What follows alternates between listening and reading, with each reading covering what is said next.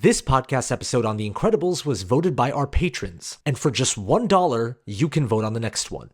I reflect on my reflection and I ask myself the question, what's the right direction to go? I don't know. Am I a man or am I a Muppet? Even though these opening lyrics to a delightful song from the Muppets movie, at its core, the question of identity still rings true. Who are we? Is who we are our 9 to 5? Or is it our ambition and our achievements? Well, if that's the case, what happens when our trophies are taken away? What's left? Are you strong enough to find out? This is The Incredibles. It took me a second because I haven't seen the Muppets movie, right? That's crazy. I know that song. I've heard that song on its own just because I love Brett McKenzie. From Fly the Conchords, obviously. Yeah. Won the Oscar for that song. Mm-hmm. And so it took me a second when you first started saying those words. I was like, whoa, alliteration. Okay. I was like a little taken aback. Oh, you thought I was like a good writer for a second? Nope. Well, it's more like I thought you were putting something into it that was like really different than what you usually do. Isn't the world such a better place that Brett has an Oscar? It's pretty cool. Yeah. It makes me happy that I'm like, oh, good. That's good. That's a good thing happened there. Rightfully earned. And I mean, Jermaine Clement has, a hit FX show. Yeah. I mean, What We Do in the Shadows is on its last season right now. Yeah. So good for and Jermaine Clements, you and I, we were watching Avatar: The Way of Water in theaters. He was in it. I remember your reaction to Jermaine Clements being like, oh. And he's not like he's a random scientist, but we both were like, Jermaine. You could tell he just wanted to be in a James Cameron movie. It's one of those things where if James Cameron reaches out to you, you're not going to say no matter what part you have. Exactly. Like, I would be the water in The Way of Water if James Cameron called me. I would do the mocap. I will hold me to this when I'm editing this. I will make an animation of putting you in water. Finding a way to put you... I hit the mic. Finding a way to put you in the water. Yeah, I mean, if you did that, that'd be so wild. So, incentive to watch the video version, guys. Yeah. Or we gave up, but either way, let's do it. I'm going to introduce the show. What's up, nice? How do I introduce the show? For record, we shot this later than usual because we've been dealing with some kind of random personal obstacles that have slowed down. So we're a little rusty right now. Welcome to Movies That Changed Us. I'm Altaf. And I'm Chris. And today we're going to explore how The Incredibles changed us. And if you're listening to this on Spotify, know that you can also watch us on YouTube at Movies That Changed Us. That was so hard to get out. Well, also recently you've been skipping we're going to discuss how blank changed us. Yeah. In the past 3 episodes or so. I know. But you got it this time though. So you actually arguably did better. And you want my turn now? Yeah, what do we got on Patreon, man? So we also have a Patreon if anyone wants to check it out at patreon.com/movies that changed us, where you can get ad-free and early access podcasts and bonus podcasts. We also do weekly commentary tracks where you can watch along with us to different movies. Recently we're doing Disney Renaissance movies. So Incredibles, a huge movie for me. And it's a big movie for you too, just it being a Pixar movie, but specifically me, this is my favorite Pixar movie. Yeah. That's been consistent from you for a while. I almost said growing up with you, but being friends with you for a while. I think I saw this movie here and there as a kid, but I never owned it. I only had friends that owned it, and I never saw it in theaters either. So I always really liked the movie, but it was never that kids have that special Pixar movie that they owned on VHS or DVD or something. That was Toy Story for you. Toy Story and Finding Nemo. Those are the two really big ones for me. Finding Nemo. I love Finding Nemo. I've said this to you before. Finding Nemo is not the first movie I saw in theaters, but it's the first movie I remember seeing in theaters. Okay, yeah. And I specifically remember the experience of watching it and eating goldfish, which is really fun. But it's kind of fucked up. I know. I was twisted. What can I say? Okay, so up top, we always answer the question, how this movie changed us. And we decided that I was going to answer it and not you, just because you really like this movie, but I think it's been way more impactful for me. Yeah, you have more of the floor for this episode for sure. So the way this movie changed me, a quick story. I'll get to the story later. Just the surface level, how this movie changed me it was my first introduction to superheroes in general. I mean, I loved, maybe Spider-Man was, but I for sure Incredibles was the first introduction to any sort of world building superhero stuff. But more specifically, it was kind of my first James Bond movie in a weird pseudo way. Sure, yeah. That kind of genre of movie. And I think about this movie all the time in terms of its aesthetic and style. And as I've gotten older, I've appreciated how this movie never treated me like a kid, even though it has all the elements of a fun kids movie. Sure. And when I was a kid, I just loved it for what it was. And as I've gotten older, it speaks to me way more about like identity crisis stuff, your like personal ambition, what you're chasing. It's kind of amazing how this movie changed for me so much as I've gotten older. Yeah, I mean, that's something that Pixar is really good at. Sorry, do you mind if I jump in or? No, yeah. Okay, cool. I just want to make sure I wasn't cutting off your answer. But yeah, I mean, both this movie and Finding Nemo do a great job at like telling kid-friendly stories that kids can still watch and fully understand from a thematic perspective, while also still very much being from an adult perspective. You know, The Incredibles is mostly from the perspective of parents and keeping a family together and the sacrifices you make to hold things together and to be stable. And Finding Nemo, obviously, I'm just roping that one in because that's also from the perspective of a father and being overprotective when you're also healing from past traumas. You know, that's like pretty heavy stuff to deal with for a kid's movie. But at least I remember when I was watching Incredibles and, you know, stuff like Finding Nemo, and even when Toy Story gets darker too, that like the themes and those things still resonated with me. I still understood what it was telling me as a kid, which is like hard to pull off. He does that really well in Brad Bird, the director and writer of this movie, does that really well in a lot of his animated movies. Iron Giant, Incredibles 2, which I've grown to appreciate more and more as the years go by. I've seen it like 2 or 3 times now, and I really love it. But Ratatouille. Yeah. We watch Ratatouille now, we're like, oh, this is about like criticism. This is about like looking at art from different angles, art that can inspire you and get you out of a tricky situation, but also why we love art. And as a kid, it was fun to see a rat cook. But also there was a part of you as a kid watching Ratatouille where you're like, you kind of understood what this movie was going for, even though it's such high-minded concepts. Like Brad Bird's always been good at that. Iron Giant is about like a war and like guns and all that stuff. You know what I mean? But as a kid, you're like, Iron Giant's my best friend. Yeah. And so Brad Bird's always been really solid at that. I'll tell a quick story up top. So a big reason why Incredibles is really special to me is my mom. So both my parents are immigrant parents from India. My dad had a license, but initially early on when I was a kid, my mom didn't have a license because she didn't have one in India. She rode her moped, scooter everywhere. And she was getting her driver's license. And I remember the period where she was trying to get her driver's license, and the first 2 times she failed the test. And it was just, for different reasons, and she was really upset. But I think the promise she always gave me was that when I pass, I'm going to take you out. We're going to go see a movie together. I was a little kid and I was really excited for that because it was just going to be it was like, my mom's going to take me somewhere because my mom never drove, Yeah. Incredibles came out. My mom got her license. She took me to go see The Incredibles in theaters. And it was just that I'll always remember this movie for that.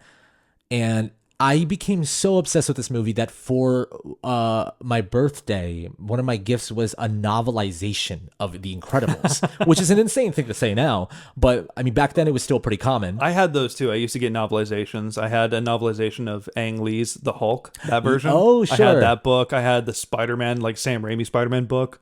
And it would be from the major motion picture. Exactly. Yeah. And I remember the cover of the novelization. It was this glossy red cover that kind of shined with the Incredibles text. It was a cool cover, and it was literally just the movie. Yeah, there was no some novelizations have some sort of additional stuff in there, but this was literally just the movie. Read it obsessively. I would take it on car rides with me. This movie's just lived with me forever. Yeah, that's really cool. I mean, okay, you said your mom, because you've told me this story just for listeners, so that's why I'm not super reactive to it. I just wanted you to share it with the listeners. But you said your mom still remembers it, this movie? Does she remember the title and the plot and all that stuff? I don't know if she remembers the plot. She does remember this movie, and she knows it's about superheroes, a superhero family, and all that stuff. And I remember when the sequel was coming out. My mom was the one who saw the poster, and she told me, she was like, "Oh, it's that movie we saw together. They're coming out with the second one." I'm like, "I know." But and at that point, I was living in LA when this sequel came out. It was like 2017, I think. Yeah. So pretty wild. Yeah. Pretty wild. And this was one of those movies when I was watching it for the podcast, it didn't feel like homework at all. It was just such a joy coming back to it because I have seen it so many times, but I haven't like sat down and rewatched this movie in probably like 4 or 5 years. Gotcha. Yeah, I think like, because for me, I saw it sporadically throughout my childhood, like I said at the top. Yeah. And coming back to it, I was expecting to not remember it very much because I didn't remember a lot off the top of my head. But once I put it on, I was like, oh, I've seen this like a million times. I remember this very well. I agree with you though. Like as an adult, a lot of the themes hit different, and I like the thing is that the movie was trying to tell me. You know, I'm like, oh, it speaks differently to me as an adult now. Well, when you're a kid, you do connect with Dash and Violet of just like not knowing who you are or being suppressed for who you are, not like trying to figure out your place. And as a kid, you can connect to that. I connected to both Dash and Violet as a kid. Yeah. And then as an adult, no shit, you're going to connect with the dad. Like and the mom in other ways too. And the mom as well. Yeah, of course. Like that's what's brilliant about it. I something that I really like about this movie that I've appreciated now after nearly 20 years of like the superhero boom in cinema is how early on in the game this movie was when it comes to satirizing the genre before it had its actual boom. Like obviously superhero movies had come out, but not like the way they are now. Yeah. Like this movie feels like it's knew about like 20 years of MCU movies and then it's warning us and was like, okay, we're going to do a take on the incel superhero fan and we're going to call him Syndrome. And it's like, that's, you know what I mean? Yeah. I mean, do you want to go over Syndrome a little bit or do you want to kind of work our way up to that? Let's work our way up to that. But I'm just kind of like throwing things out there that really stood out to me on this rewatch. Yeah. I mean, I can definitely see that. I watched it more from a lens of like, being obsessed with your career, like careerist. I mean, that's like the main theme. Yeah, which is obvious, don't get me wrong. But I think I wasn't watching for as many like overall superhero tropes as I maybe should have been. No, I think. Well, I mean, what's magical about the movie is like that's not the superhero. There's many ways to interpret it. Superhero feels like the cherry on top of what this movie really is about, but it's just something that stood out to me. Yeah, I can definitely see that, especially the way it makes fun of capes too, and obviously, just Edna in general. Well, as a kid, I just thought that was so cool. They're like, oh wow, they're like addressing how capes would work in real life. Like I remember being a kid and being like, oh, so there's like a fashion designer that designs all the that makes so much sense. I like opening up this world for me that I didn't think about. Because even as a kid, I was like, Spider-Man made that outfit himself? Yeah, but then Spider-Man went to Edna. And that's so cool to think about. And then I think I talked a little bit about how this was like my first experience with it as a James Bond movie. And Brad Bird talks about how he was inspired by a lot of like 60s spy books and movies. There's a lot of James Bond in here. Yeah. And that's why this movie's set in a retro futuristic 60s, which is what I got from Wikipedia, by the way. The tone of it, like, right? Just like this silver haired lady being like, we need you, Mr. Incredible. And he comes in on this like cool ship that glides underwater. The technology feels so sleek. I remember a shot that I, as a kid, thought was like one of the coolest things ever was he goes in that hallway, sees a tiny keyboard, hits the button, a huge screen pops up that says password. And for some reason as a kid, I was like, whoa, Yeah, it's like the Batcave or something. What did you think of those elements? Because I remember that, like, as a kid, I just thought that was, like, the coolest stuff. It took me a second to get a read on what time period we were in, because I didn't realize, like, because I knew it was inspired aesthetically by the 60s, but then there were certain moments where I was like, oh, is this literally in the 60s? Well, I didn't know that until, like, reading into it. Yeah, so, I like that it gives it this kind of, it makes it timeless by extension, though. You know what I mean? It feels like its own little world. It's not really speaking to like, because sometimes these things feel like a product of their time, but Incredibles has this kind of, like it goes beyond it, almost like what Napoleon Dynamite does in a weird way. Napoleon Dynamite, you don't know if this is the future or the past. Or if it's in the 80s or if it's exactly. But I know. So I laugh when I start thinking of Napoleon Dynamite. It's such a great movie. I told you I watched it like a month ago. Yeah. And when you watch a comedy by yourself, It's the Bo Burnham joke where you exhale out of your nose. You don't really like fully laugh. But the two movies that I laugh by myself when I watch them is Anchorman and Napoleon Dynamite. I'm like cackling. Yeah. Anyways. You and I have watched it together. I can confirm that. You know, I mean, you and I die laughing the moment the movie fades into Napoleon just standing there. Like, yeah. Anyway, let's keep talking about Napoleon the whole remaining 45 minutes. I know. Going off of the time period, though, yeah, I was really interested in that. It opens with this like black and white reel, which I just love that it obviously it tells you everything you need to know thematically and about the characters. You know, well, it opens with them like putting the lavalier mics on, all that stuff. As a kid, I just like, this is so different and cool. Yeah, I felt the same way, and I also love how like they sneak in kind of the themes. It's not like, I mean, it's pretty obvious, but like I love how like when Mr. Incredible's saying like how the world keeps getting in danger, and how he's saying like, why just stay clean, you know, whatever he makes that comparison. It's like the way of warning the viewer almost of like what careerist addiction is. That like there will always be another ambition to pursue. The goalpost will always shift. It's an ironic foreshadowing of what happens with both of them. Is that Elastigirl's in a position of just like, quit being Elastigirl and leave it all to the men? I don't think so. And he's like, sometimes I wish I could just take a vacation, you know, and stop all the superhero stuff. And it turns out he's the one sneaking out and can't leave it. And she's the one that's actually trying to adapt. But what's brilliant is that she is actually restraining herself. And Edna's the one who's like, you're Elastigirl. It's okay to be that. Yeah. And Mr. Incredible has to realize that, like, Mr. Incredible isn't the best part of him. It's his family. It's the Steve Jobs, what Kate Winslet says. He's like, for most people, being having a kid and being a father is the best part of them. And it sucks that for you, it's the worst. Yeah. But that's what Mr. Incredible is. Like, he has to learn by the end of the movie is that what he says is like, you're my greatest adventure and I almost missed it. Yeah.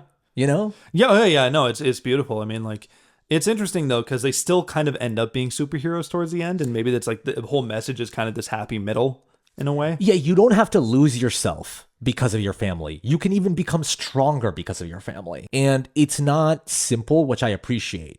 Yeah, no, it's definitely not. Like there are still like forums online you can find of people debating whether or not they agree with the ethics of this movie, which is kind of interesting. Because some people see it as like, the fact that like the whole thing is that the superheroes were outlawed, and maybe reasonably so because of all the damage they cause and all this shit.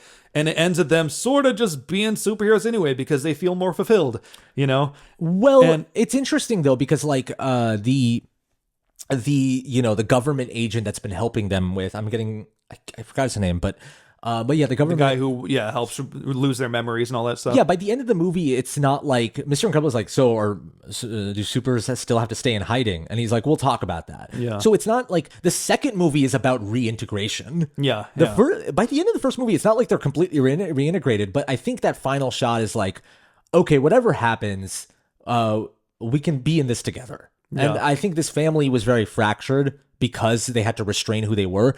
Even like, I love that speech that Elastigirl gives her daughters, her daughter and her son, Violet and Dash, at the campfire. I'm just like, this is a dangerous world, and these people are not going to look at you as kids. They are going to kill you. Yeah. So you got to stand up yourself. Here a mask. Your identity is the most powerful. What's the line? I can't remember the exact line. I know what you're getting at. Yeah. Your identity is your most valuable possession. Protect it. Yeah. And she gives that mask. And it's just like, that's where the movie is saying, and that's where Elastigirl's going through this arc of like, who you are inside is powerful, but you have to use it for unselfish reasons. You know what I mean? So like Dash and Violet, when they use their powers, it's not only to protect themselves, but to protect each other. And when Mr. Incredible and Elastigirl come together and the families together, they're now looking out for each other. Mr. Incredible, for the first half of the movie, it was for himself. It was it's for his all own, for himself. He's trying to relive his own glory days, essentially. I mean, to the fact that the first 5 minutes is literally like him racing to his wedding, and he keeps like, I got more time, I can do this. Yeah. You know, and he ends up being like late, and he shows up still wearing his mask too. That's what I loved. It was like a nice little metaphorical touch, you know. I watch the opening 5 minutes all the time on YouTube. Really? I love it so much because it's the whole movie. No movie has been more efficient with all the themes it lays out with the world building. Still being exciting too, still being really fun and funny. Yeah, it opens with a chase immediately. He's in his car. Doing his fancy, speaking of James Bond, his whole car suits him up for him. He's like, I got time. And he's the coolest guy ever. Like, you love him immediately. And he's like, I got time. And the car changes. And just the action filmmaking, right? When he's like saving the cat and he shakes the tree, the cat won't leave. And right as the car's coming, you understand the geography of that whole scene. Right as the car coming, he puts the tree and blocks the car. Yeah. And an amazing action sequence where you understand the geography of everything. 2, it's also showing how superheroes cause a lot of damage. Yeah. I mean, this goes all the way to the whole, like, him stopping the suicide. Yeah, exactly. Which now I just think about in 2024 would not be in a movie. Yeah, I know that's such a dark element that he sues him because he wanted to die. Yeah, I know. It's so fucked up. It's so fucked up. But yeah, and they plant the seed of syndrome too, as like Incrediboy. Yeah, Incrediboy, exactly. And how the idea of him like being someone who just inserts himself into a certain path without actually like understanding the responsibilities behind it or any of that. He just sort of just decides he wants to be a superhero. He's entitled to it. I know. And it's setting up that dynamic as well. Dynamic. Yeah, I heard that. I was going to say, I didn't want to let that slip. Yeah, no, I know. You felt me about to call you out. That's why I called myself out. You're like, hang on, I'm going to beat you to this. 2 more things about this opening.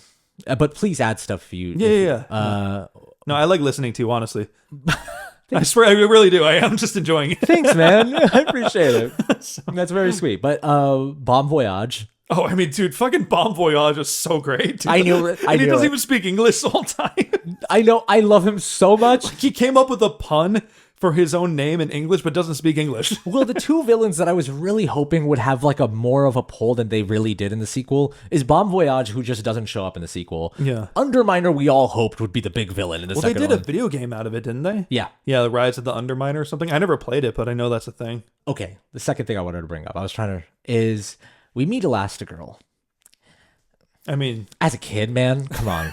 Come on. As an adult, man. I remember as a kid seeing Elastigirl, and it's the line. It's like, he's like, you should be more flexible. Course, and I'm like, God. Like, just melted in my seat. Pixar is like, hey, I got this. Let's write the sexiest scene we'll ever write and just in a children's movie. But what's cool about it is that, like, it's the reveal of he's marrying her. Yeah, that they were just kind of role playing a little bit.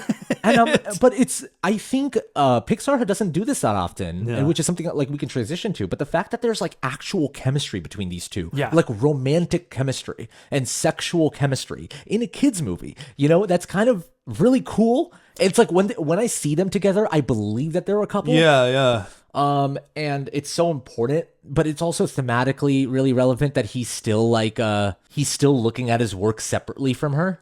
Sure. I guess the last thing I wanted to bring up with this opening is Frozone. Dude, Frozone. That's what as soon as you hear Sam Jackson's voice in that opening reel, when he's talking about his dating life, do you remember that? I'm like, oh, Sam Jackson's so fucking cool with his eyes all covered. Like, yeah, because he's in the interview bit. I forget that he's in the interview bit, but he's so sick. And it's just perfect when Frozone shows up in the wedding. I'm like, oh, of course he's the best man. Like, of course, like that's what I mean. Like when he's marrying Elastigirl, I'm like, oh, of course. Yeah. And I love that speech that she gives him while they're doing their vows. And she's like, we got to be in, like, basically kind of being like, there's no half measures if you're doing this. You got to be present. I was kind of blown away that after those first 5 minutes, everything's crumbles. Yeah. Well, it does that hard time jump, right? And I love how the entire color scheme changes too. Like everything gets so pale and the weather's cloudy outside too. Well, yeah, it feels like the first 5 minutes are like Metropolis, where it's like sunny, the superheroes are saving the day, and now he's like in a cubicle. He got fat. They show, I know, he looks like an expressionist painting or something. But I love he got so big. But that's why you do animation, right? Yeah. It's like you can build a character out like that.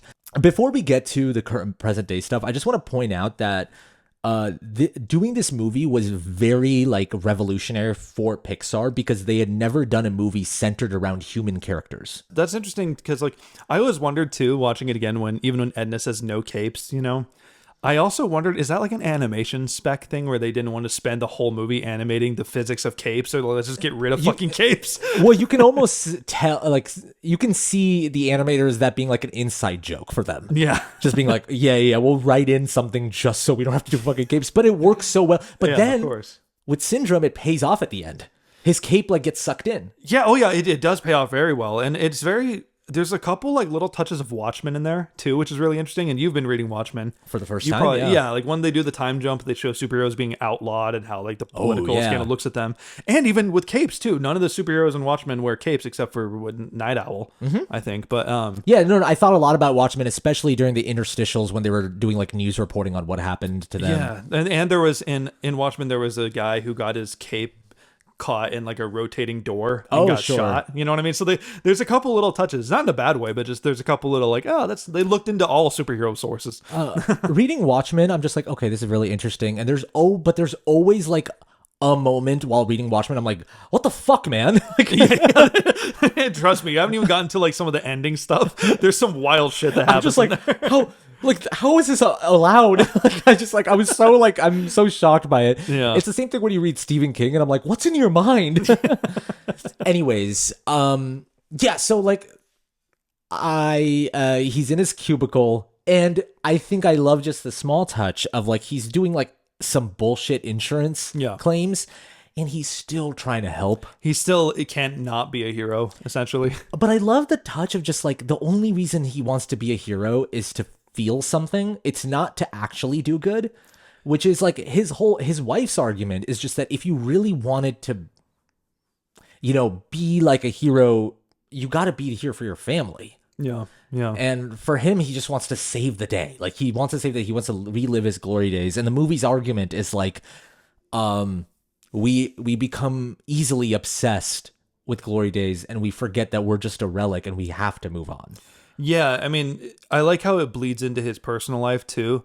Like it's not just like him, he'll put on the costume, then he's a superhero. But the fact that like he's consistently really strong, he can barely fit in his car. When he gets out of his car, how he crushes it and they can't close the door, then has to pick up the car and gets all mad. Well, it's that moment when he picks up the car. And the little kid on the tricycle with the gum. Yeah. But like it's good for in terms of like, it's a good metaphor for like it's like the Adam Sandler bit, like you're still going to be you. You know what I mean? He still is a super strong superhero guy and he can't not be that. That Adam Sandler skit we bring up so often. Yeah, personally, we bring this up a lot. For listeners who don't know, it's the Adam Sandler skit on SNL where he's like selling tours in Italy. Just watch it. Yeah, just watch it. You'll see what we're saying. I mean, watching that sketch is a good life lesson. It's easy. It's a very good philosophical lesson. Man, the facial hair on that character that he gave him, and then also just like how he's clipboard or how he's whatever. holding like a book or something. It's so good. God, Sandler should host SNL again. I don't know why he hasn't done it. That's true. Yeah, it's been a while. Anyways, so yeah, now we're like slowly introduced to the family. Yeah, he feels so miserable. Oh yeah, I mean even at the dinner table, he's super sedated and isn't listening to any of what they're talking about. He's on autopilot mode. Yeah. And when he's trying to like cut the steak for Dash, that just like he cuts through the plate. They always, like you said, they always add elements of them using their powers in domestic situations. Yeah. Like when Elastigirl's trying to control the kids from not fighting each other, she stretches her arms. Or when they're fighting in the living room, how she stretches and makes herself super tall. Yeah. It's brilliant. Because he's like getting more and more frustrated as it goes on too. Well, but I also love how he also got like a burst of excitement too. Because the whole thing is like Dash is in trouble for putting thumbtacks on his teacher's chair. Yeah. But the CCTV camera didn't catch it. And so now Bob is like, oh my God, how fast were you going? Yeah. Well, he sees the potential that his son has that society essentially doesn't welcome. I love the small we're jumping around a lot, but after he comes back from the bowling trip or whatever, they start talking. Helen brings up Dash's graduation. How he doesn't want to go to it. He's like, I don't know what it is. He's passed the 5th grade. Now he's going to 6th grade. Suddenly we want to celebrate that. But when someone's truly extraordinary, we don't want to highlight that at all. Yeah. That conversation's so interesting. Oh, yeah. It is super interesting. Again, that's another thing watching it, as an adult too. And I'm curious, like, what you think of that moment because, I have like mixed feelings on that. I always have had mixed feelings of like, the way society leans towards like every human being's amazing in their own way and we should celebrate that, but then versus like what happens to the people when they really stand out, if anyone stands out, you know what I'm saying? Yeah. And like I think it's all up it's so complicated to talk about. It's unfair, especially when you're younger, to have to compete because but also it teaches you important things as well about like a true meritocracy, what it's like if you put in the work, you will be celebrated, So it's complicated to talk about. I'm lean more towards the side of like, I'm not a huge fan of participation trophies either. I don't want to talk about that conversation, but I do understand Bob's perspective. Yeah, well, I mean, that's a big part of this movie. That's the reason why I'm asking, because like, because I've always, I've always kind of been a champion of like a simple life is good. You know what I mean? There's nothing wrong. Like you don't have to go and max out yourself in every single way if you have like the foundations of, good friendships, good relationship. Like what really is it that makes a good life? Is it just maxing out your career? Oh, well, if you're talking about like career motives, that's like a different conversation. Sure. Yeah. I guess in general though, is like, is there ever a time when like mediocrity is like good? You know what I mean? Is that always a bad thing? I think that's a conversation you and I have on a daily basis. Yeah. Like we talk about that all the time, especially after we quit the reaction channel and now we're at a standstill of like where we want to go. Yeah. And we're still working hard on this podcast and everything, but we're not treating it with the same like, hardcore grinding that we used to do. Yeah. And I mean, like you and I living in LA, we've done nothing but focus on our careers. And I think like as we approach 30, we both have had like conversations of life is going by. How much more of our life are we just going to be straining ourselves to make something of our careers? And how much of our personal lives and our personal happiness are we going to leave behind? Yeah. And is what we're chasing actually going to make us happy, or is it this false sense of happiness? Yeah. Because that's what Bob goes through in this movie. Like him in his den looking at his like newspaper headlines and stuff like that. And his costume being in a glass case and all that. He has like kind of accepted, wrongfully so, that this was the best part of his life, and can't see the fact that what he's living through right now is the best thing that's ever happened to him. Yeah. His family. And that's hard to see when you can't accept your true self. That is like, well, especially when you're in a job you don't love too. Yeah. And that when that occupies so much of your mental and physical energy too, that just feels like that just becomes your world. When you're Bob every day is constantly just think about what else he could be doing. Yeah. He's never living in the present. Which shout out to, what's his name? I feel so stupid. His boss. His boss? Yeah. Right. The T-Rex on Toy Story and, inconceivable. Oh, Wallace Shawn. Wallace Shawn. Thank you. Yeah. Dude, he's like such a good, awful boss. Just shout out to that. He's like all short and he's like pointing at you and tapping his toe. The tiny touch I love that they didn't have to do this. It's an animated movie. They didn't have to do this, but the tiny touch of him adjusting his pencil. Yeah. It's like, everything about that guy from that small move. Yeah, I wrote it down too. When he's sharpening the pencil, how the pencil says "Your life is in our hands." Remember that? It's just yeah, man. That sequence is just a good just satire on the miserableness of office work. He throws his boss through the wall. Yeah. And at first you just think it's one wall, and then the camera pans and you see it's like 8 rooms that he flew through. I know. I mean, he puts the wall in Wallace Shawn. Thank good you. One. Thank was you. Good. Appreciate that. Thank you. Of course, anytime. Follow my comedy TikTok. No, I'm just kidding. I don't have one. So on the other side, Helen is someone that's trying to adapt. She's trying her best to accept the life that accept the cards that they've been dealt. But she has gone, I would argue, too far to the other side, where she is restraining the kids from being who they are. Yeah. That's what makes this movie so good, is that from a surface level, you could look at it, and a lesser movie would be like, Helen's right, Bob's wrong, right? But they're both wrong in their own ways, and they're both right in their own ways. Yeah, they're both understandable. Where Bob, I sympathize with him feeling like, why do we have to... Being Mr. Incredible is who I am. Why, if I hide that, who am I? And for Helen, it's just like, we got to protect our family, and we got to protect each other and the people around us. So we gotta like completely box up who we are. There's no room for interiority here now. Yeah, we just have to appear normal. And they both go through changes. And what's beautiful is that they meet in the middle. That's what that ending is to me. Yeah. They met in the middle. It's beautiful writing. Yeah, I also love how the kids are like super nosy the whole time. Oh, you know yeah, what I mean? I mean, the way they hide and try to listen to things are always like, wait, what do you mean this and that? Dash and Violet are truly annoying in the perfect teenager from way. a parent's perspective. Like when Helen is like finds out what's going on with Bob and she's like packing a suitcase and trying to get a babysitter, the way Dash comes in, Violet's over talking, like I want to be like shut the fuck up. Yeah. But I get it. And when Bob and Helen are fighting, how they were hiding in the living room. That's that's a scene that just you don't see in regular animated movies. Yeah. A real domestic scene that feels like it's from Little Miss Sunshine or something. Yeah, the way exactly.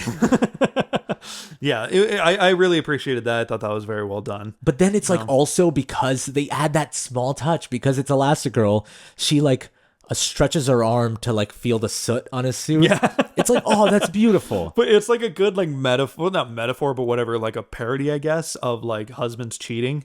You know what I mean? It's like almost like finding a hair of someone else on their shoulder. Yeah. Or something like that. It was like, where were you last night?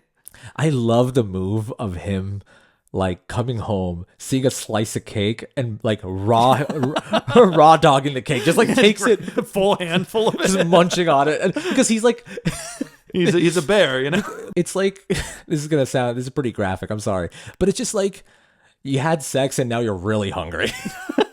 Like, I need a sandwich right now. It's like for him, he just had sex and he's like, oh, cake, hell yeah.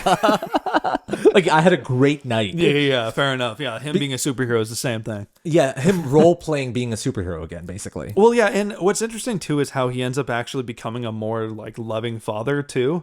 Once he starts sneaking out on a regular basis, you know, and doing this whole like secret job. Well, isn't it like he plays either frisbee or like plays catch with his son? Yeah, he just plays like football or something like that. I like how he throws it really far. Yeah. Dash runs and catches it. Yeah, there's a whole montage of him like getting a better car, and he kind of goes through his own little midlife crisis thing. But he starts working out too, using the trains.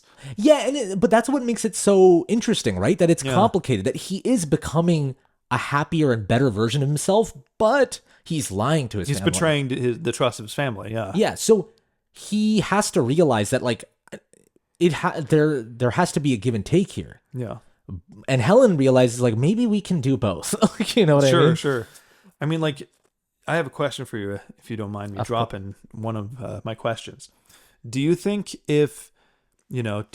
whatever you want to call them, extraordinary people, gifted people, anyone that has like a special talent or intellect or ability, do you think they have like a duty or responsibility to act on that and like pursue that? Like, do you think that like, you if know what I'm only saying? there was a way some great uncle phrased it before. I mean, yeah, with great power comes great responsibility. Yeah, absolutely. I do think like there's another version of the great power comes great responsibility line is in the Tom Holland like Spider-Man thing in Civil War, where he talks to RDJ and it's just like, if you can do what I can do and bad things still happen, it's your fault. And I don't think it's that 1-in-1, but like the best thing to do with your skills is use it for good, right? I agree. I think I get conflicted because like there are people that just don't, want to or don't have,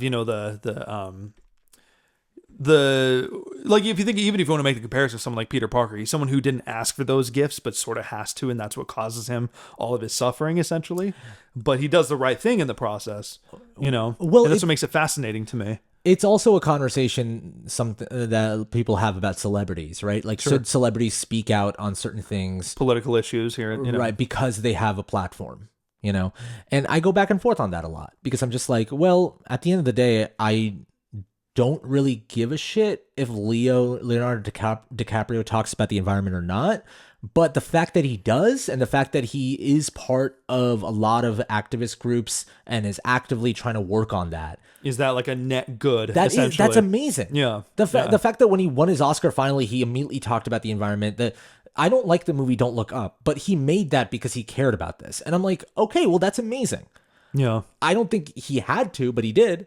So I don't know. I think I'm somewhere in the middle on that. I think I agree with you. I land on the same plane. I was just curious what you thought about that because I feel like Incredibles deals with that in an interesting way. You know, the way they become kind of addicted to it and what it costs them at the same time. Again, look, we've said it a couple times now, but like it is interesting how they deal with like what, like it contextualizes what parents sacrifice for their kids.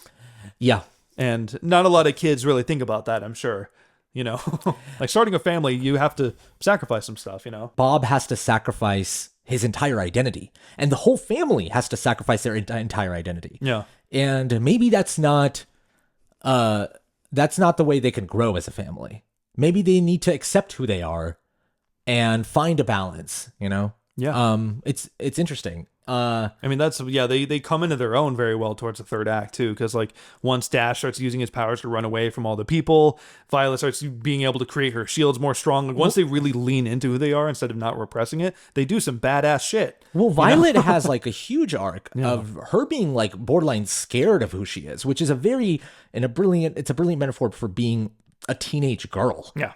For, like, not knowing what's happening to your body. She turns invisible, and then she also pushes people away, you know? It is a great metaphor for being, like, going through hormonal changes and not knowing what's happening to you.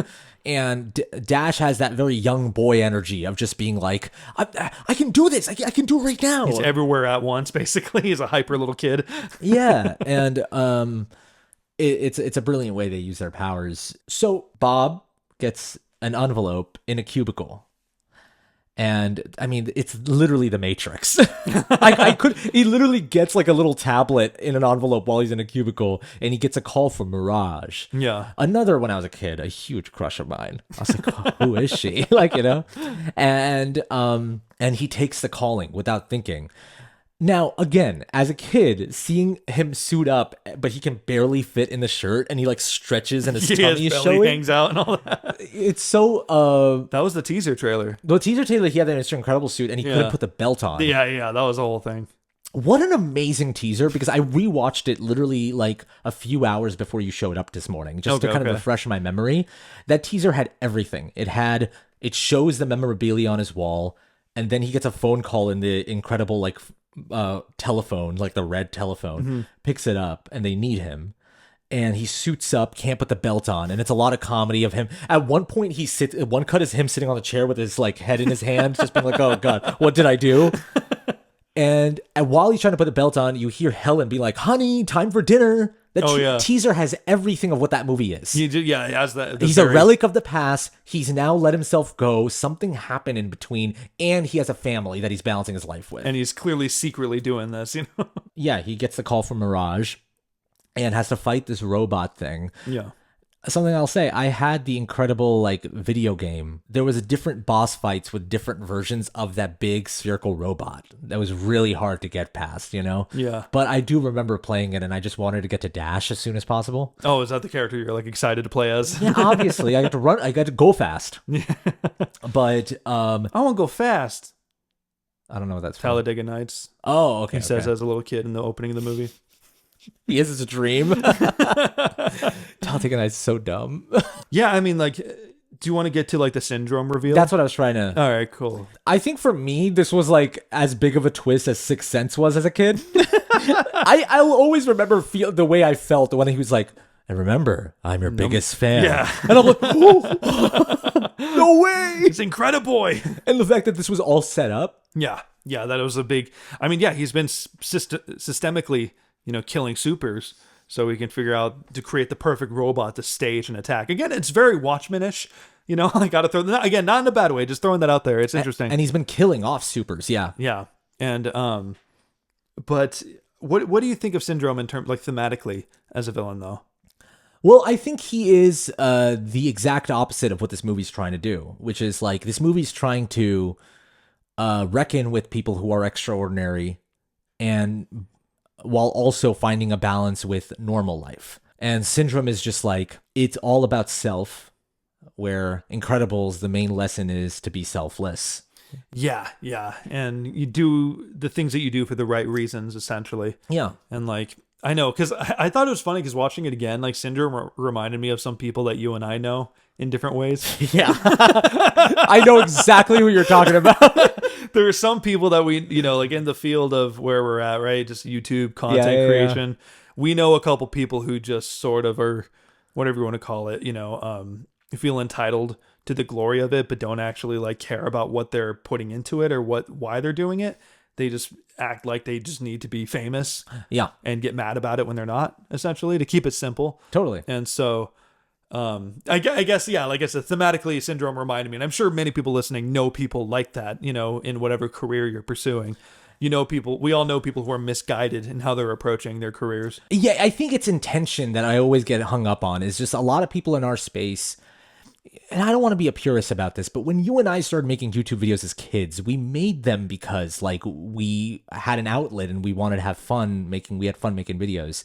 And I think what's happened with like the Mr. Beast figuring out a formula on how to create a viral video and everyone replicating that and figuring out what the algorithm prefers or not. Younger kids who are coming up and want to make YouTube, they first think of how to make money. Yeah. They first think of how to get brand game the deals system. Exactly, yeah.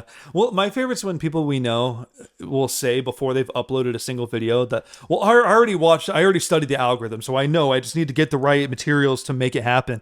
Like, that happens all the time. Like, they act like they know how to do it. They know exactly how to make it. Yeah, and it's like Syndrome creating a robot so he can defeat it so he gets the clout is like the exact opposite of what a superhero is. And that's how I feel about those people that are like, well, so I watched 1,000 Mr. Beast videos, and if I create a video that has the Eiffel font, where it pops, and I make sure the camera's either zooming in or zooming out consistently, that will make a video that will get a lot of views. Can you do me a favor though? Can you edit that segment? Sure. How you've been speaking? Cool. I'm sure you already had that in mind, but I wanted to put it out there. Of course.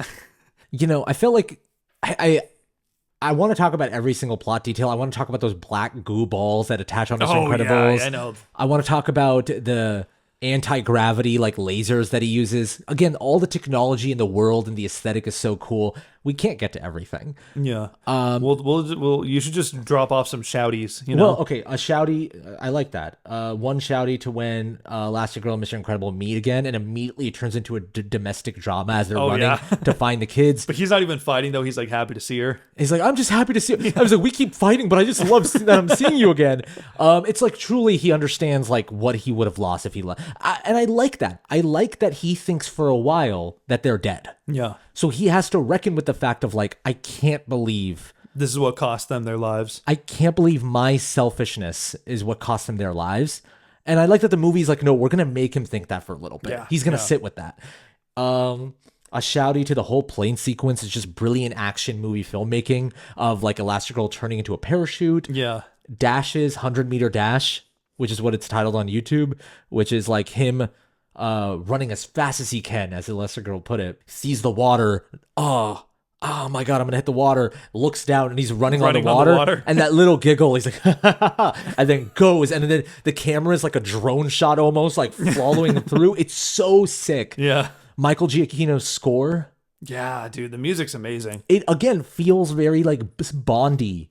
Like, shouty to the Bondy. Shouty to the Bondy. But that music cue is so good. I listen to the score so often on Spotify. I love it. But then one last shout out to the family reuniting and that one superhero shot. Yeah. I remember seeing that in the trailer and TV spots again and again. There's also a feeling of Violet and Dash watching mom and dad fight together. And when mom and dad like collide those, those like whatever they're flying. Weird little pods or whatever. Discs. Yeah. When they collide together, it explodes. It's like them seeing their mom and dad actually show romantic interest in each other probably after a while. Yeah.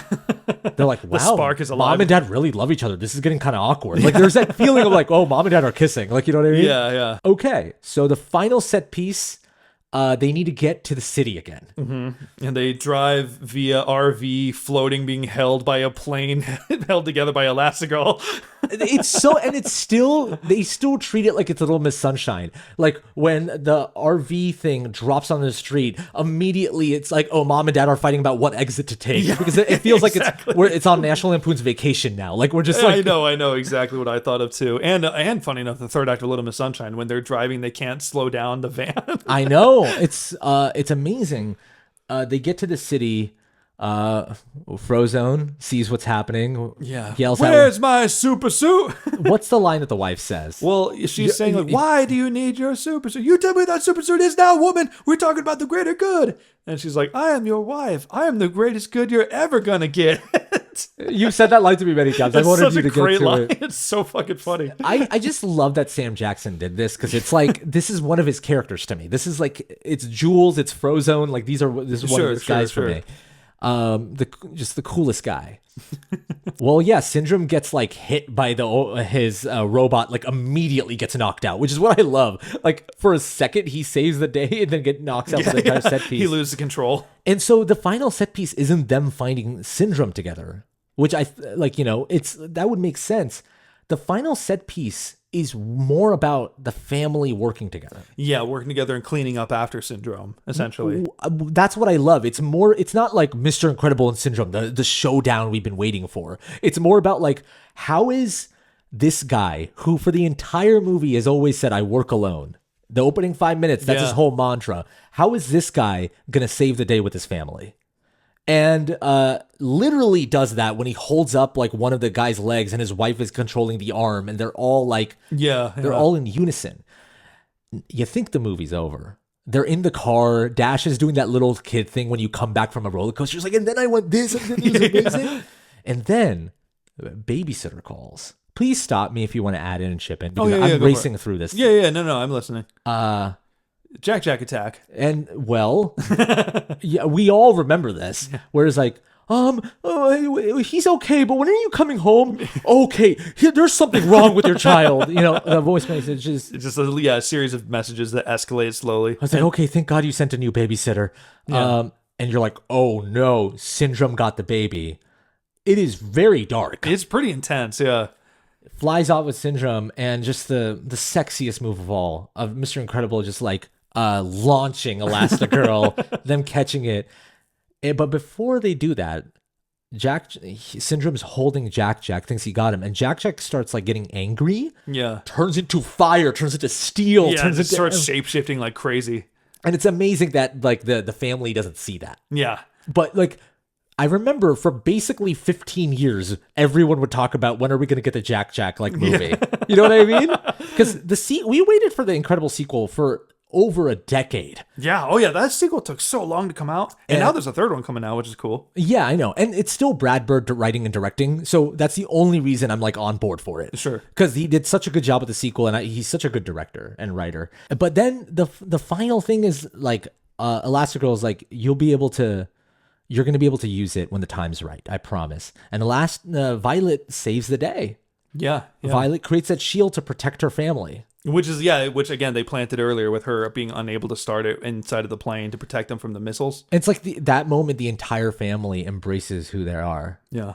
And obviously the kid sees it, the little tricycle kid. Well, yeah, and Syndrome meets his demise because his cape gets caught in the jet engine. I love that in a kid's Pixar movie, the villain just dies, shreds to pieces. That was a thing in the sequel that I was worried about. I'm like, don't bring Syndrome back. Don't bring Syndrome back. Yeah, I hope they don't bring him back because he was such a popular villain.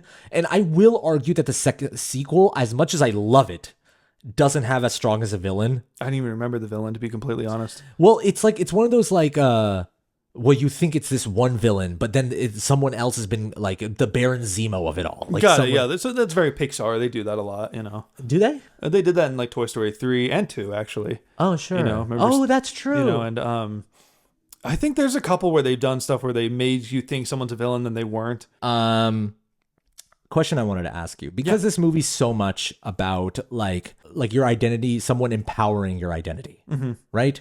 Like Helen empowers her kids to be who they are, and says that it's like it is the most powerful thing about you, your identity. Is there anyone that's in your life that's empowered what the skills you have, your identity, like made you feel like, okay, who I am is not just okay, but it's also wow, there's something special within me? Yeah, I mean, a couple people. Obviously my parents. Both my parents are incredibly supportive of me when it comes to those endeavors in different ways. My dad writes music and is like, he's more of an artist, and so I think I connected with that part big time. I'm not a huge music dude. I do play instruments and stuff, but in general, like, when it comes to like creatives, there's always that feeling of like being understood and connecting on that level and noticing the way you and I kind of notice little details and things, when we appreciate them. It's like, I'm trying to find a concise way to put it, but like you meet someone sometimes and like you see the world the same way, Yeah. And so we've talked about it many times with us as friends of just like being on the same wavelength is how Exactly. we phrased it. I think definitely my parents, both my mom and my dad, stepdad too. And also I think I had a teacher when I was going to school, when I was going to film school, that was doing a course on video game design or like interactive storytelling. And I always just really appreciated the way he talked about like how there are two different types of workers. There's the joggers and the sprinters. Some, he calls the joggers people who work and take their time and work at it little by little until the deadline. Then there's sprinters who need the adrenaline towards the last minute to like get it all done in one go. And he was saying, I don't really care how you do it as long as you get the deadline. That's all that matters in the professional world, Yeah. And I always kind of took that with me. I'm like, oh, okay, maybe my process doesn't, like, as long as it's true to me and I get the thing done, that's what matters, Yeah. So, yeah, I would say probably those 3 people, 4. Like our Star Wars episode, we asked you guys how Incredibles changed you. We got some emails. We'd love to read them out. Yeah, this one is from Dan. I first saw this movie when I was about 9, and at that point I had really loved Pixar's movies like Toy Story and Cars, and I had loved superhero movies like Batman '89 and Spider-Man 2002. You have good taste, Dan. Hell Let me just yeah. throw that in. But this is the first superhero movie I saw that had a real dynamic between the heroes, and this changed the way I look at superhero movies. This is before I got into the whole Marvel universe and how well the Avengers pulled this off. The movie also had a surprisingly good mix of fun action and suspenseful drama. I was actually able to pick up on how adult some of those bits were, like how many of the bad guys were straight up dying, especially Syndrome. Yikes. The characters were also very well handled, like Bob having a lot of development as a hero, Syndrome having a relatable issue, and still having the campy villainous tendencies of comic book movies, and then characters like Edna being absolutely hysterical. I have seen this movie a lot of times, and it still holds up as an amazing Pixar and superhero movie. Hell yeah. I mean, you basically did our podcast episode in a way more concise way. Yeah, I mean, it is kind of like this when you watch this movie as a kid, especially it's a time and place thing. Like if you watched it when it came out, there was really nothing like it. So to this comment of just like, wow, it just like it was like kind of an explosion of things. Yeah. I'm like, wow, Edna, superheroes, wow. I feel like we didn't give enough of a shouty to Edna, but like Edna's so amazing. Funny as hell. Her So first line fucking is funny. like, my God, you got fat to Bob. So what I love about Edna is that like she treats Bob like this like disappointed mother. It's just Yeah, you got exactly. fat. No, are you gonna carry that around? I'm gonna make you a new suit and everything. And she treats Helen like an old girlfriend. Yeah, like a goddess. Not even, but like a not a goddess. I would say she's not worshiping her in terms of like you're great, but she treats her like a friend. Sure, I'm just sure. like, when are you coming over? I won't beg. I won't do it. And then when Helen's crying, how You're Edna runs over Elastigirl. and hits her with the newspaper. But you need someone in your life like that. That kind of knocks that shit out of you. Yeah, I'm who's- just like, don't pity yourself. You're better than that. You need to show him what you're about because you're a strong, independent woman. That's what she's Exactly. doing. Yeah, it's great. I mean, I remember Incredibles 2 when they go visit Edna and her eyes pop up into frame. That got like such a big pop in the theaters. Like everyone like exploded. It's like Edna's back. Like we love. And what's great about Edna is Brad Bird voices her. Oh, yeah, that's pretty fucking awesome. All right, so this next one's from Liz. Hi, I hope you guys are doing well. Well, yeah, we are doing well. Thank you. With the break from the channel, damn it, I separated the sentence. I only found it a few months ago, but I've enjoyed it so much. I love rewatching the episodes of Mel Brooks movies and also Christmas Vacation. Both great reactions. Go check them out. But Great movies. great movies. I hope that break is helpful, and we'll be here to support you if you want to come back in the future. But take care of yourselves first. Thank you so much, Liz. Yeah, thank you very much, Liz. We appreciate that. All right. So for The Incredibles, she wrote, the writing in that movie was phenomenal. It was so relatable for so many people. Husbands, wives, sisters, brothers, anyone who wound up in a job they hate, anyone who had a dream and a lost one. I felt like every character and storyline could be related to by someone watching that movie. I mean, even his Volcano Island girlfriend had a story arc. Yeah, it's true. Yeah, she does switch sides towards the end of the movie. Why this movie meant something to me. As a teenager and in college, I felt like a superhero, doing all the things I'd ever dreamed of. But I too ended up in a job that I hated, sadly dreaming of who I used to be. I knew that I knew what it was like to be angry at the world, even blaming others for where I'd ended up. In the movie, Mr. Incredible can't regain his glory days, but he can still live a good life according to his values, just in a different way. Years later, I feel like I've been able to do the same thing. I think what made the movie so great was realizing that even superheroes can be stopped by the problems of an average person. Plus, Edna, no capes! No capes. No capes. Wow, that was very well written. Yeah. And also summarized the themes of that movie in such a succinct way. Like that's what that movie is. Yeah. I do love the way it was phrased. You can still live a good life according to your values, just in a different way. Exactly. Which Yeah. is like, that's just real life, right? That's just universal. But I completely relate to always looking back. And I mean, just recently I had a text exchange with you of just like, I miss just like those days where like Nice Dude was at its peak. And I'm talking about like 2 years ago or so. like when we were uploading our Monty Python and the Holy Grail reaction. And that's when I feel like that era was like the era of Nice Dude, when it was like everything was coming together. We got a majority of our audience during that time. And sometimes I've been like, I wish it got back to that place. And you just got to be like, things have changed. You got to adapt, and you can still have a good life in a different way, like she said. Yeah, 100%. I still love what we do. Yeah. And I'm glad you love what we do.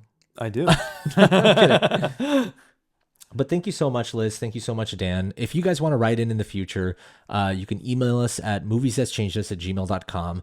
And also, to know what movie we're doing next that you need to write in for, you can follow us on Instagram. Yeah, follow us on Instagram. We at also Movies That Changed Us. Yeah, or YouTube. If you're not subscribed to the YouTube channel, we do community posts as well. Yeah. So just keep tabs on that. Exactly. We keep you on the loop on what we're shooting next. We're on Instagram, TikTok, YouTube. We're uploading clips both on TikTok and Instagram of our podcast. I mean, we're trying to be everywhere you guys are. We're begging for attention in all places, all corners of the world. We really want those views. All right, I think that's a good place to wrap up. Yeah. Thank you guys so much for watching. Thank you so much to our patrons for supporting us again and again. We really appreciate it. Last but not least, stay nice, dude.